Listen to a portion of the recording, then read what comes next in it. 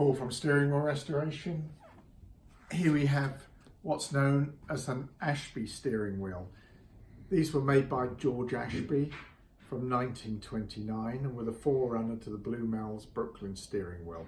Blumell's bought the patent in 1934 and marketed it as the Blumell's Brooklyn steering wheel. The Ashby steering wheel was available in 16-inch, 17-inch and 18-inch like this one. The thing that's obvious about the Ashby wheel as opposed to the Blumell's wheel is the round spacers on the spokes and these little bell features here where the spokes intersect the rim. And the Blumell's wheel has a straight feature here and square spacers.